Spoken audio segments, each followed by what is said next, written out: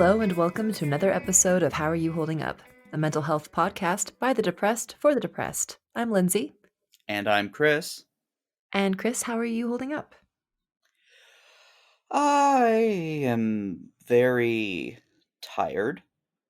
But I have been kind of tired all the last few weeks. It's just an ongoing theme. But otherwise, I am in a much better mood overall. I feel a lot more capable and able to focus on work and get personal stuff done, and I'm tackling all sorts of scheduling stuff, and I feel productive. It's been a good productive weekend, which has been much needed. And yeah, uh how how are you holding up, Linz? I'm doing okay. I've been struggling a little bit with feeling um, lonely Yeah. um, and having a hard time breaking out of old cycles of instead of driving outside and going down to the cafe, um, or like meeting with somebody. I just end up like playing a video game or watching Mhm. something, like a YouTube channel, Yeah. and end up feeling kind of foggy brained at the end of it. I got canceled on a couple times this week, and I had some good things that happened too, don't get me wrong, but I think, like, when that happens, it just feels like suddenly I start noticing these really negative thought patterns of like, "Well, like, did they just not wanna see me? Did they not think about me?" Like, and it sounds so, over the top, but it's so quiet, like, you don't even realize you're going through those thoughts. They're just kind of running in the back of my mind, like, "Well, I guess I'm not that fun," or, or, "I guess the drive was too long," and I get it, like, I'm not really worth that long of a drive or whatever. Oh And yeah, it's no, but I it's yeah, and it's like, when I say it out loud, it takes away the shame of it and the upset, but, like, when it's really mhm. quiet, it's just running back there, it's very dramatic, and it makes you feel rather dramatic as well. Yeah, no, I can absolutely attest to that. I feel similarly a lot of times when it's just like, especially the playing video games or watching YouTube. Like, Yeah. I quite literally found myself yesterday just going back and forth between playing Witcher 3 and watching videos about, I don't know, I lost track of what I was watching videos on. I just at one point I was just like, "Huh, I don't know how I made it to a how it's made episode about honey, but okay, cool. The bees." These are So important. bees are important, but yeah. So this week, because something that has been going on a lot more for me, with this whole new medication adventure, is this is one of the first times that I've been on A, this number of medications, and B, been able to notice the side effects. Mhm. And so we thought we would talk about the side effects aspect of new medications. We've kind of touched on those aspects in the past, but never had a full dedicated episode to, hey, these are side effects, and they are possibly inevitable. Yes. That's not the best way to put it, but that's kind of how I feel. So, Lindsay, let's start on your end because you are currently not taking any medication, Correct. but you have been on medications in the past, and I remember you when you were trying to get off medications, you were getting the brain shocks. Yeah, so I went on medication for, obviously, like, depression. I was having a lot of trouble leaving the house, so agoraphobia. I was trying so hard to get through college, and I was just failing miserably, and so I went on antidepressants, and, the one of the first things I noticed, I was in a lot of creative classes, and I noticed that I couldn't imagine new things. I was having a real hard time being creative, having, like, when it's really natural for you and you can just, like, come up with things on the spot and improv Mhm. or, like, draw something just off the top of your head, you take it for granted, and I think, I don't know if you guys have been hearing about this, but some people have an internal monologue and some people don't. It was like that. It was like, suddenly I no longer had, an internal monologue. It was like everything was cut off. There was no emotional, like, conversations I wasn't going over. You know, when, like, you sit in the shower and you think about, like, things a conversation you had earlier and how it could have gone better and, like, have a whole argument and you win it. Like, all of that was gone, Yeah, we're um, definitely gonna talk more about that in a in in another a future episode. episode. That in and of itself is fascinating as hell. Yeah, and I didn't have the verbiage for it at the time, so it's cool that, like, this is being talked about now. But, Mhm. so I was having that. I was having problems being intimate with my partner, or having any desire, whether I was alone or with him or not. And I was in a very so this is an interesting thing. I was in an incredibly toxic living situation at the time. I was Mhm. living in a house where everybody did illegal substances. And it was filthy. There were cockroaches. I mean, you would turn on the light in the kitchen and the cockroaches would scatter. You couldn't the floor was usually Yeah. white, it would be black, and then there were so many roaches. And you know what? I just didn't care because Yeah. I was so leveled out on my meds. I didn't get mad. I didn't care how gross it was. I was like, "Oh, well, this is just the situation, and I'm renting in the back house, and like I'm sharing the kitchen, but it's fine. We'll just go through a drive-through." Like there was no abject horror at what we were going through, or like the people we were surrounding ourselves with, which ended up being incredibly toxic and traumatizing in the end. So Yeah. that's a bad case scenario when you're on meds, when you're so numbed out, you're just not even yourself anymore. Yeah, no, that is very much, the kind of scary aspect of medication. Because the first time that I was on Lexapro, I had that very similar leveling out. It was I described it as a flatline of emotional states. I was also in a very toxic living situation that last time that I was on antidepressants, and it wasn't so much the location was bad. It was, I was living with my girlfriend in her home, but the relationship itself was very toxic. There was a lot of codependent behavior on both sides and a lot of abuse uh coming my direction mostly. But at one point I do remember, like, very specifically her telling me that I was like a robot, that I didn't have any sort of, like, nothing affected me. Like, she could tell me, any sort of negative thing, and after a while I was just like, yeah, okay. Yeah, it's freaky. Mhm. It's Oh weird yeah. 'cause you can't get passionate about things, and I think when you're used to being really emotional, like, I mean, I'm a pretty emotional person, I'm very passionate, and I get really, like, excited about things, and I get really sad about things, I feel things strongly, um, check out our highly sensitive person episode, Yeah. and so when all that was gone and I just didn't care anymore, it was weird. Yeah, no, That's it why I is the think the dep weirdest part. yeah, I think that's why the depression, why the meds say, like, these medications, these antidepressants could make you depressed. That is easily one of my favorites.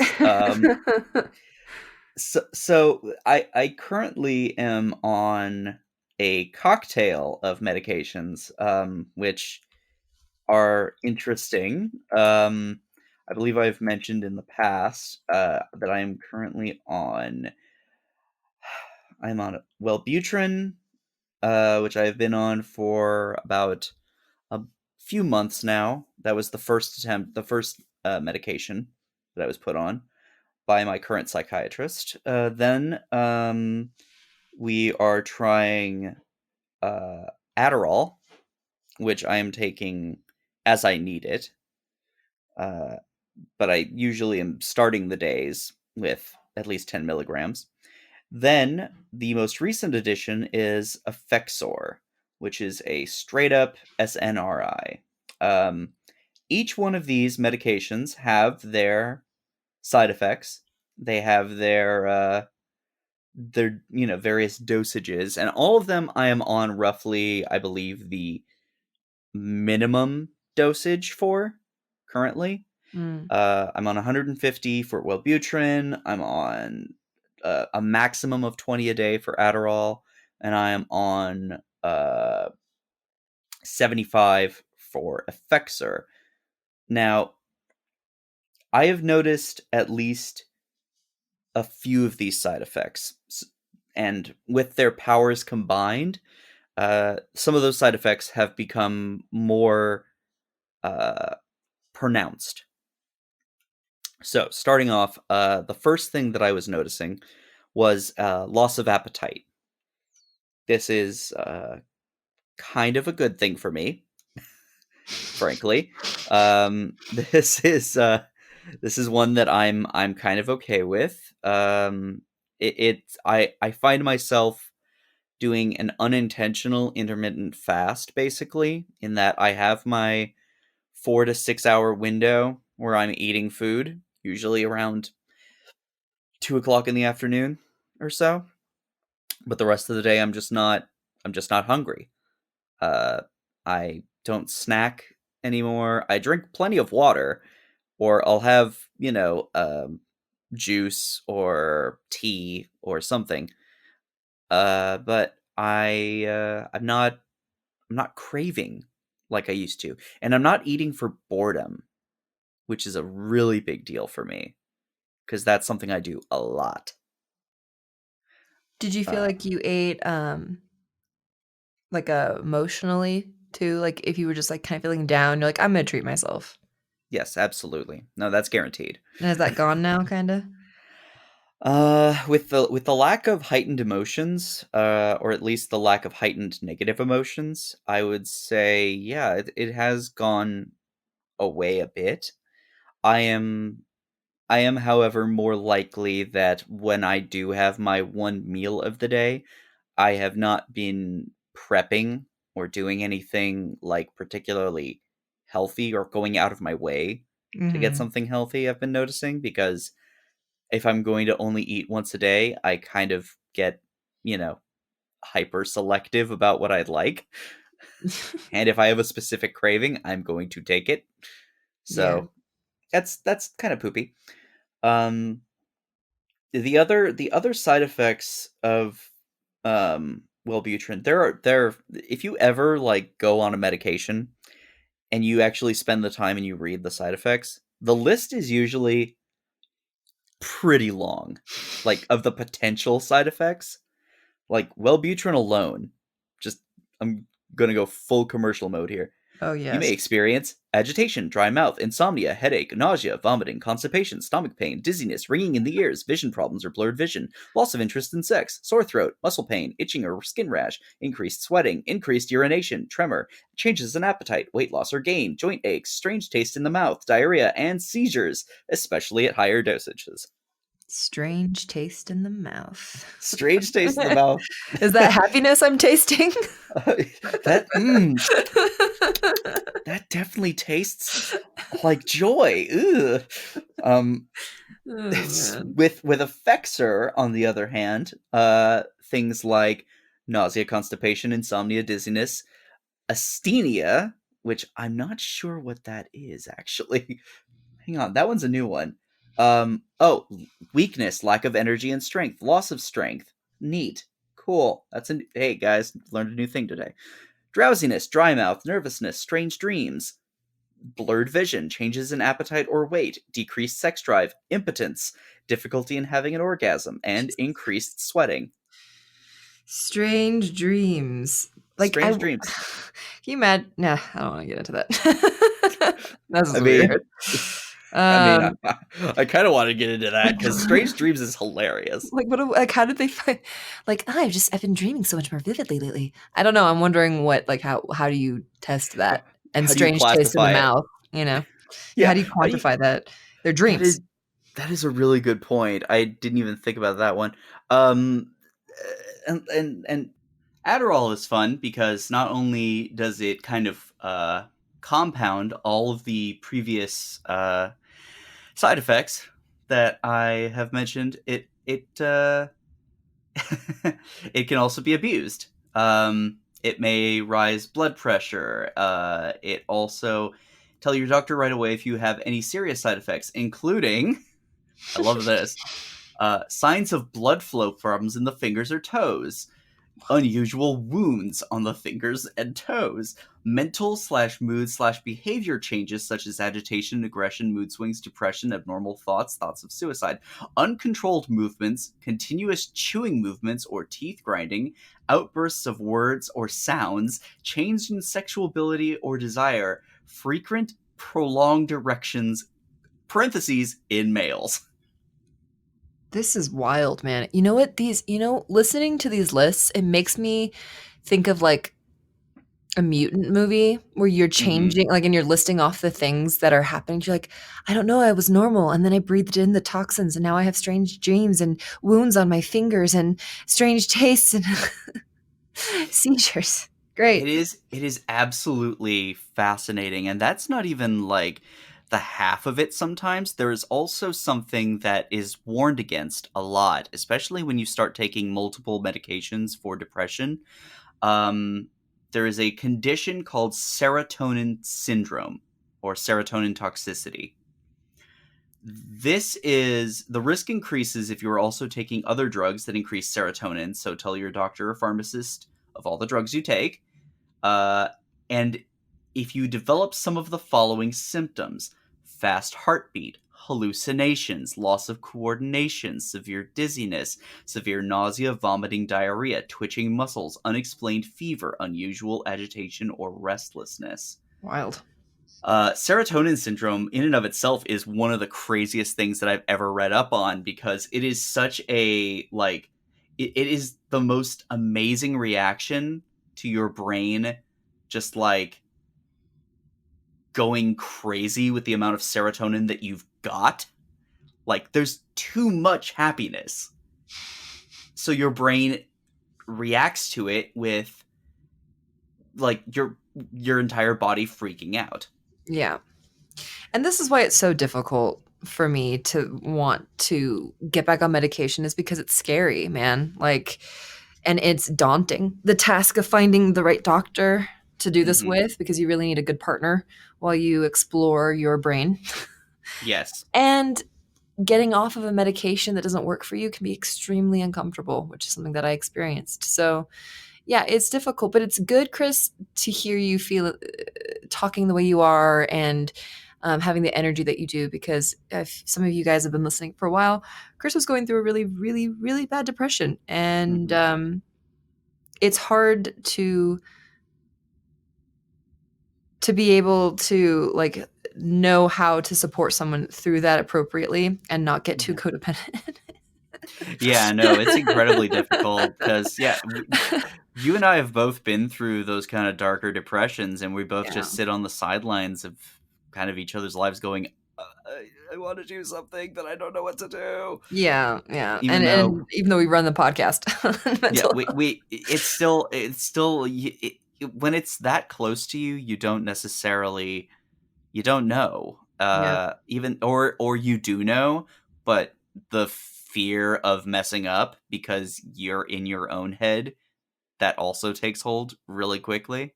yeah, So it is a lot to kind of go through, in general.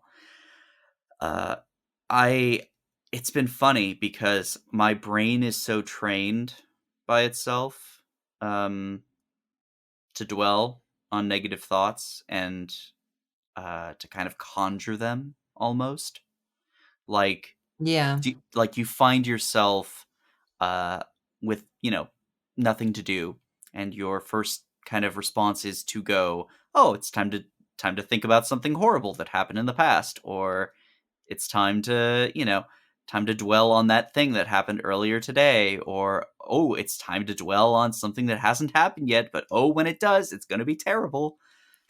yeah. That's something that I've been thinking about. We should do a podcast on, is when you are doing okay, Hmm. and whether it's been on medication or just life is kind of like, for me, sometimes I'm doing pretty well. I'm not depressed, and then how to allow yourself to be sad in a healthy way, how to allow yourself to be happy and not try to go straight to that survival mentality of like, yeah, this is fine now. but it's Mhm. going to get bad. Something bad will happen, Lindsay. You will die someday. The person in front of you will not live forever. These like Of super course. heavy, existential, unnecessary thoughts. That's the funny thing I will say is, like, I've been trying for lack of a better term, I've been trying to have those thoughts, Yeah, like, because you're trained, right? You've trained yourself into a cycle of actively. thought process. Yeah. Mhm, and I'm unable to.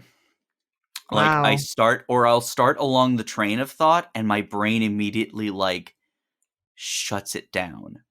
Like, Wow. something out there, something in my head just goes, "Nope, back to this," and Do I'm you like, ever sit around and think like, "Wow, is this what healthy people who've never experienced depression feel like?"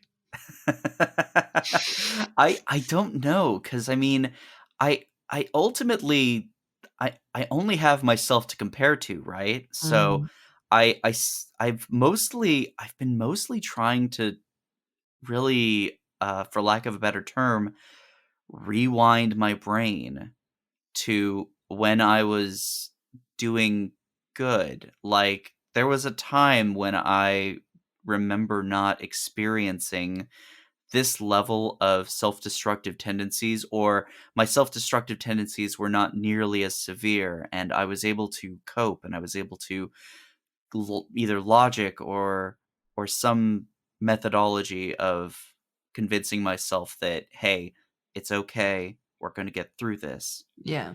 And at what point in my life that failed, and I don't know exactly when either of that came to be. So this is new. This is a new start. This is such a bizarre level of uncertainty that I was not prepared for. Well, I love that it is going well, and I want to applaud you for continuing to try to find the thing that works for you. Thank you, Linz, and I appreciate that you have been sticking sticking with me through Always. all of this stupid shit that my brain and both of our brains kind of subject us to on the regular. Friendship. Depression and Friendship. friendship. We should write a book. But thank you guys for listening. I'm sure that as this kind of medication journey continues for me, I will have more to report on in the future. But next episode, I think we'll go back into a little bit more of a like a educational kind of episode. It sounds like. Yes.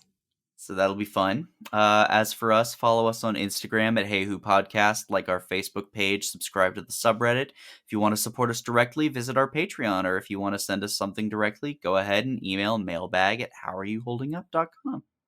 Thank you guys so much. Enjoy your week. And as always, Don't don't tell tell us us to to just just get get over over it. it.